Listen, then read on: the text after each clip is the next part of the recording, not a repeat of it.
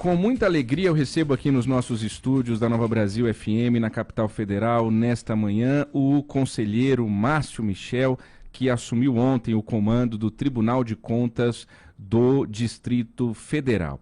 O Márcio é delegado aposentado da Polícia Civil do DF, foi eleito deputado distrital por 2 vezes, tendo exercido os mandatos aí entre os anos de 2011 e 2015, é formado em Direito e pós-graduado em Segurança Pública, Direito Processual Penal e Direito Público, e desde ontem, possado, assumiu então o comando do Tribunal de Contas do DF. Eu conheci o doutor Michel ainda como delegado lá em Sobradinho 2, eu era jornalista, repórter, já havia ali a força política e de liderança do doutor Michel. Bom dia, prazer recebê-lo aqui. Bom dia, Diego. Bom dia aos ouvintes da 97.5, Nova Brasil FM. Para nós é um prazer imenso estarmos aqui para podermos conversar com o seu público, com o povo do Distrito Federal. Presidente, nos últimos dias a gente recebeu aqui nos nossos estúdios secretários aí do governo ibanês e muitas vezes nas conversas, quando a gente falava de algum projeto, eles diziam: esse ponto está pendente de uma avaliação do Tribunal de Contas, esse ponto está pendente. Eu falei, então a gente precisa trazer o presidente do Tribunal de Contas aqui para a gente ver como que está essa situação. É claro que isso não é em tom de crítica que os secretários fazem, né? Essa fiscalização, ela é, pelo contrário, muito bem-vinda e necessária. Mas esse é o papel do Tribunal de Contas, né? Às vezes segurar um pouquinho para ver se está tudo certo e a coisa fluir da maneira correta. Sim, né? Eu acho que o órgão fiscalizador, como é o Tribunal de Contas, ele precisa de fazer um pente fino em todas as situações que possam exigir uma fiscalização. Né? Por quê? Porque é dinheiro público, é dinheiro que vai voltar para a sociedade. Então nós precisamos trabalhar com muito afinco, não tão devagar que atrapalhe, mas não tão rápido que não se faça uma fiscalização a contento, para que nós tenhamos condições de dar uma boa prestação de serviço à sociedade do Distrito Federal. Então essa é a finalidade precípua do Tribunal de Contas, fiscalizar para melhorar as condições da sociedade do Distrito Federal. Por isso que muitas vezes dá uma interrupçãozinha, dá uma dificuldadezinha nas questões dos planos, mas nada que obsta a prestação de serviço à sociedade. Claro, e acho que a população entende isso, né? Quando bem esclarecido, né, doutor Michel, a população não vai de maneira alguma entender isso como um atraso, como uma burocracia excessiva, espero eu. Até porque a sociedade, muitas vezes, não conhece o trabalho direto do Tribunal de Contas. Mas o nosso trabalho, ele é um trabalho essencial, ele é de fiscalizar. Fiscalizar para quê? Para que nós possamos colocar aquilo que é de direito da sociedade. Né? Muitas vezes a gente dá uma emperradazinha, mas não para parar o trabalho do executivo, mas para poder fazer uma fiscalização a contento. Esse é o trabalho do Tribunal de Contas. E na vida da gente é assim também. Às vezes a gente tá fazendo uma obra em casa, né? Tá reformando e às vezes acelera. Peraí, vamos ver se está certo, vamos ver se esse orçamento está adequado aqui, vamos ver se essa prestação de serviço está sendo feita da maneira como foi contratada e por aí vai. Márcio Michel, presidente do Tribunal de Contas do DF, muitos têm se falado nos últimos dias em Brasília da questão do fundo constitucional, né? É um dinheiro que é um recurso público, o dinheiro da União, ao qual o Distrito Federal tem tradicionalmente, historicamente, acesso para questões como a segurança pública, e veio à tona novamente, de vez em quando vem à tona, a possibilidade de fim desse fundo constitucional, de mudança.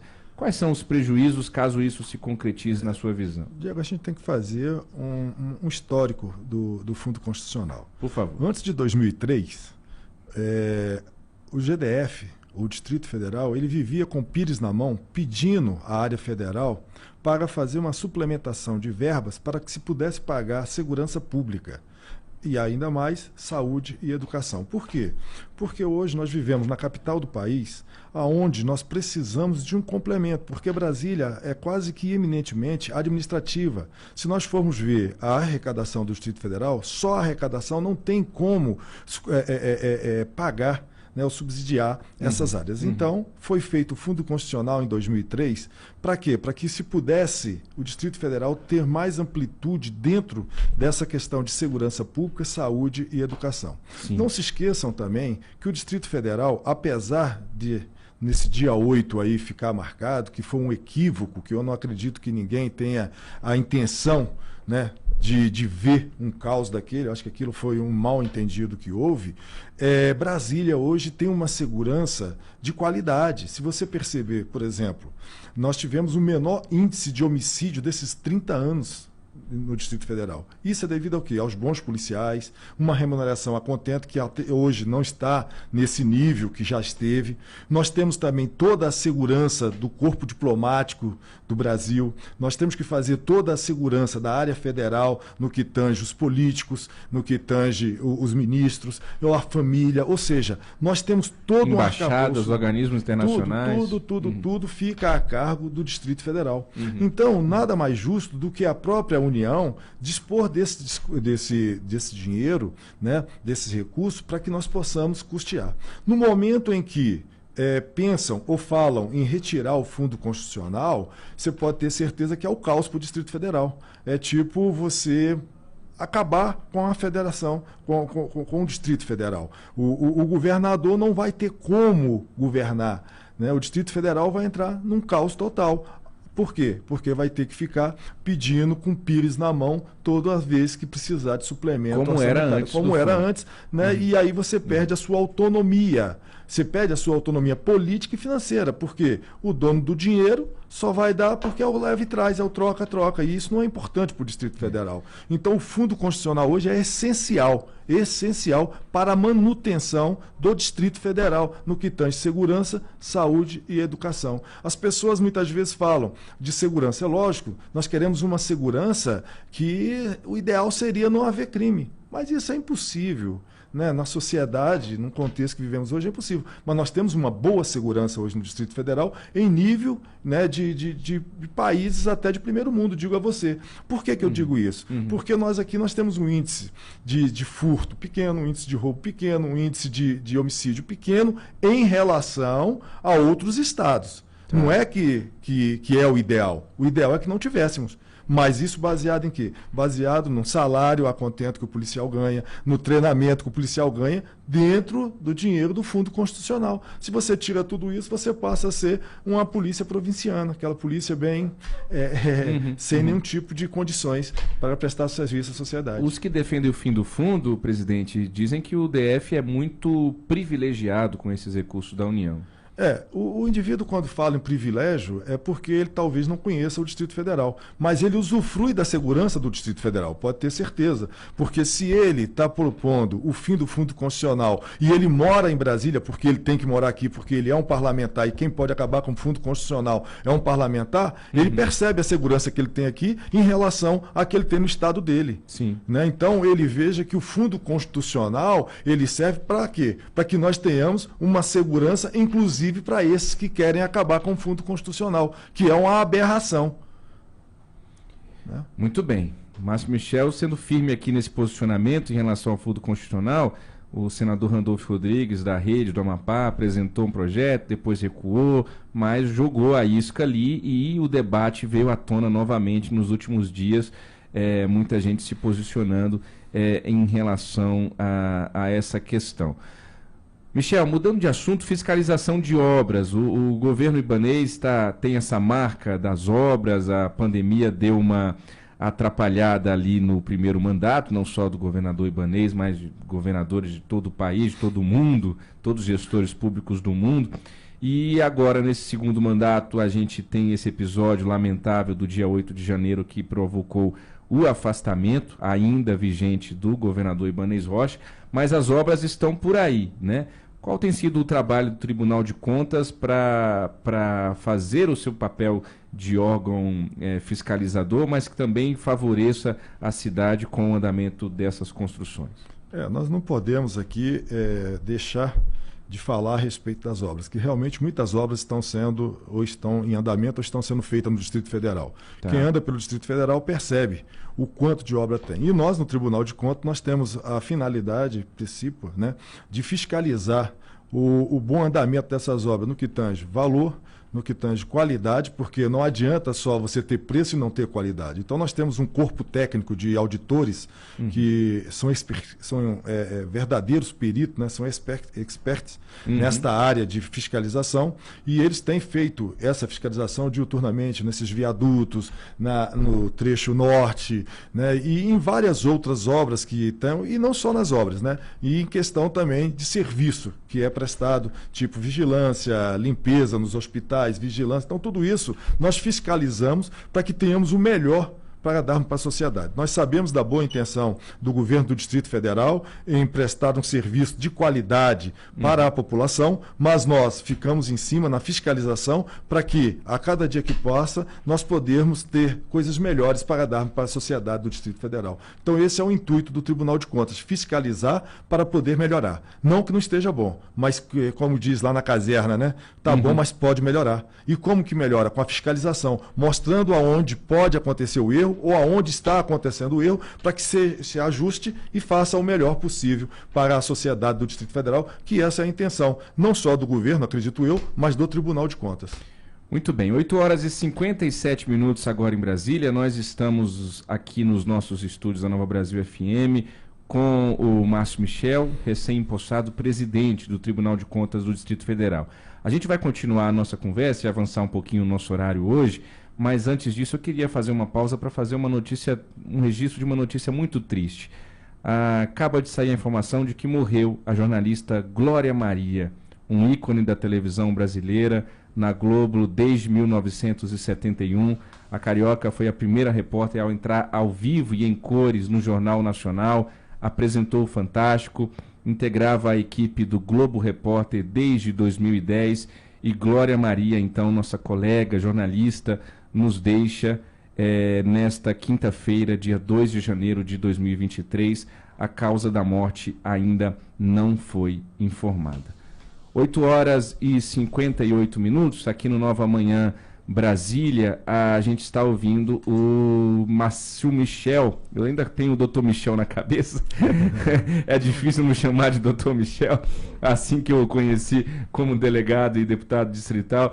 Dr. Michel, tem também inteligência artificial sendo usada lá no Tribunal de Contas para trazer mais eficiência a essas fiscalizações. Como é que é isso, hein? Sim, eu acho que hoje não há como nós não termos a inteligência artificial, principalmente no órgão controlador e fiscalizador. Né? Por quê?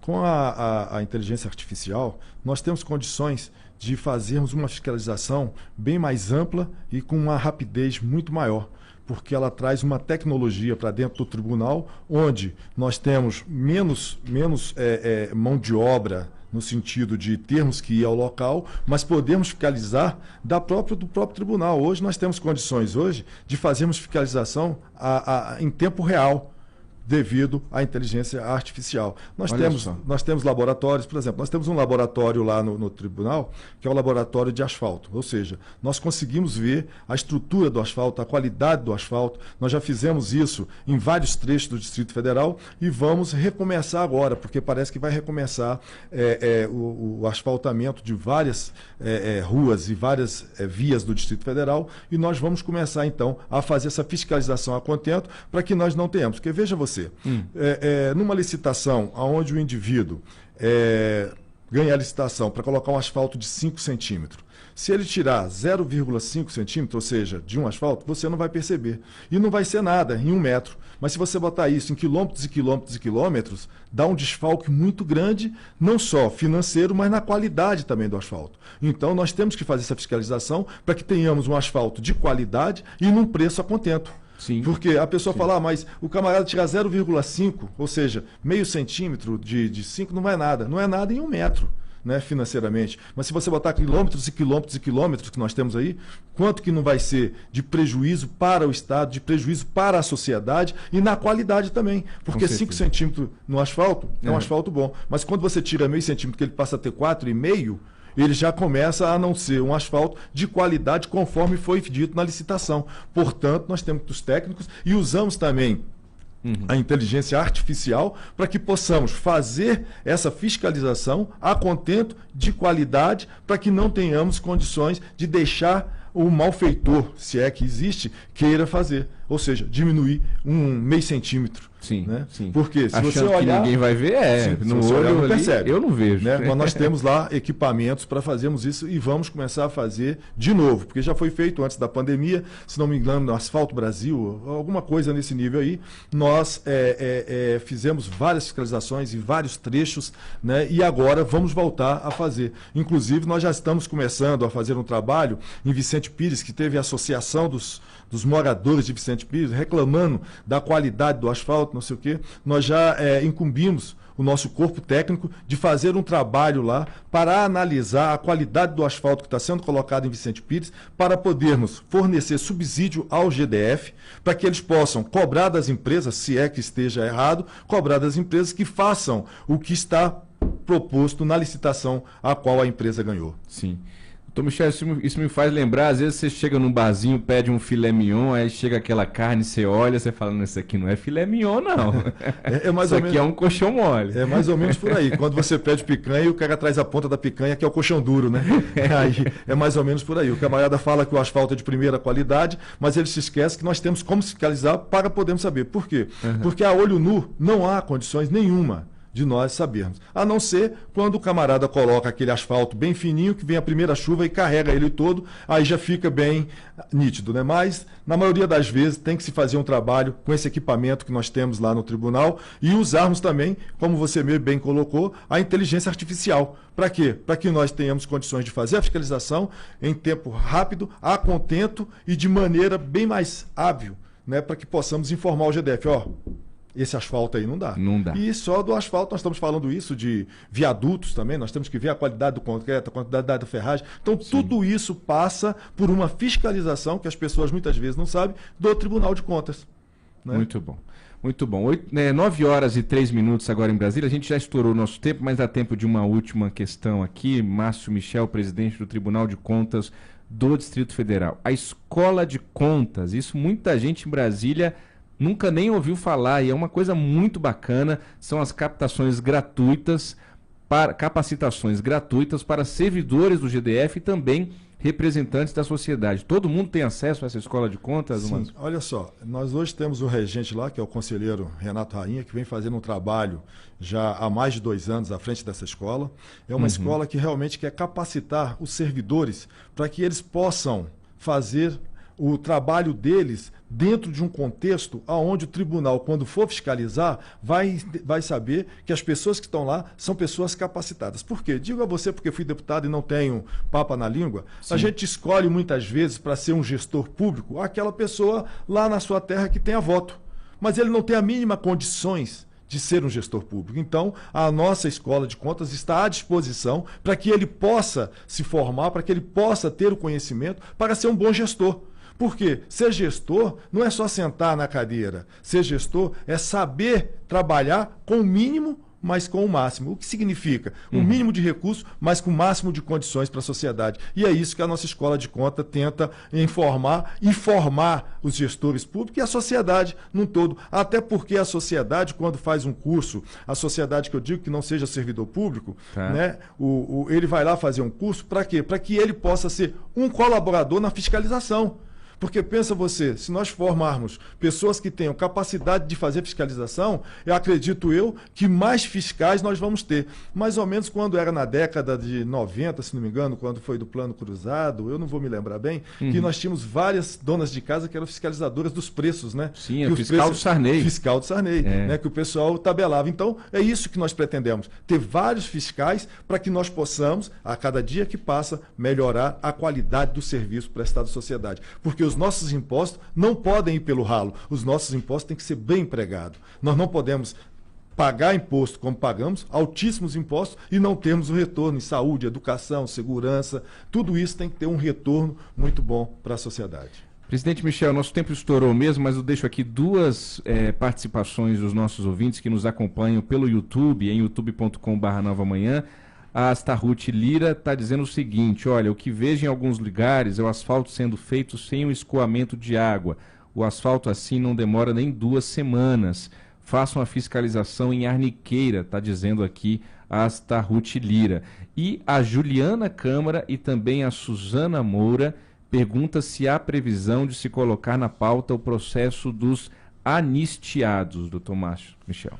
Olha só, eu acho que houve uma confusão em relação a anistiados, né? Porque a anistia dá a interpretação de que alguém foi cassado, alguma coisa nesse nível. O que tem lá no tribunal hoje é uma verificação a respeito de servidores que eram servidores de empresa pública que entraram no serviço público até 93, né? E esses servidores, por cargas d'água, não sei, foram demitidos ou foram exonerados. Então está se fazendo um trabalho, estudos, para ver se eles podem ou não retornar ao serviço público. Por quê? Com a Constituição de 1988, lá no artigo 37, inciso 5º, se não me engano, a forma de prover cargo público é através de concurso de provas de prova ou títulos. Porém, em 1993, saiu uma decisão do STF dizendo que as empresas públicas também eram obrigadas a fazer concurso. Então, aquelas pessoas que entraram de 93 para trás, elas teriam o direito de estar dentro do serviço público, das empresas públicas às quais elas trabalhavam, sem ter prestado concurso. Então, o concurso público para as empresas públicas, ele passou a ser de 93 para cá. Então, é esse estudo que se está fazendo para saber a respeito da possibilidade desse pessoal que ingressou no serviço público antes de 93 sem concurso, se eles podem voltar ao trabalho, ao serviço público. Então, não seria bem uma anistia, seria uma volta ao serviço público diante da forma como eles foram exonerados por não terem feito concurso. Porém, aqueles que não fizeram concurso até 93 estavam habilitados a ficar no concurso público. Então, é esse estudo que está tendo lá e acredito eu que foi um pedido de vista do conselheiro Inácio Magalhães e acredito que ele deva levar o mais rápido possível para a bancada para a gente poder decidir a respeito desse assunto. Muito bem. Então aí os esclarecimentos então do Márcio Michel, presidente do Tribunal de Contas do DF. Só para complementar, quanto à questão do asfalto da Henriqueira, pode ter certeza que a nossa assessora já colocou aqui na pauta. Nós vamos pedir para que os técnicos possam dar uma passada lá e dar uma vistoriada, uma olhada, mas acredito eu que a melhor forma que faz, porque o tribunal ele age muito através de sendo provocado. Então que essa pessoa possa entrar na ouvidoria do Tribunal de Contas, né, para que possa fazer essa denúncia, para que nós possamos, sendo provocado, irmos até o local e fazermos as fiscalizações e as vistorias que devem ser feitas. Muito bem. Márcio Michel, muito obrigado pela gentileza de aceitar o nosso convite, vir até os nossos estúdios da Nova Brasil FM e prestar esse serviço de utilidade pública, essa sua entrevista, esses esclarecimentos. A Nova Brasil FM vai estar sempre aqui com os microfones abertos para o Tribunal de Contas do DF. Eu que agradeço muito a oportunidade de podermos trazer o Tribunal de Contas até a sociedade. O Tribunal é um órgão que as pessoas muitas vezes não conhecem, mas que está de portas abertas, né, para que nós possamos fazer qualquer tipo de informação que necessite. Nós temos as ouvidorias, tanto do Ministério Público de Contas como do próprio Tribunal. E quero agradecer muito, né, a Nova Brasil FM, a 97.5, agradecer a você pela oportunidade que me dá de trazer o Tribunal de Contas mais próximo da sociedade. Isso é muito importante. Muito obrigado a todos os ouvintes e o Tribunal de Contas está de portas abertas. Muito bom, doutor Michel. Sucesso para você nessa nova missão aí. O senhor que tem tantas missões na vida, né? Delegado, deputado, conselheiro, agora presidente do Tribunal de Contas. Soldado da PM, agente de polícia. Olha só. Cobrador da Pioneira. Então, cobrador da Pioneira? 1980, cobrador da Pioneira. 1982, 83, soldado da PM. 1984, agente de polícia. 99, delegado. Está contratado. Bom currículo. Muito obrigado. Obrigado, doutor Michel.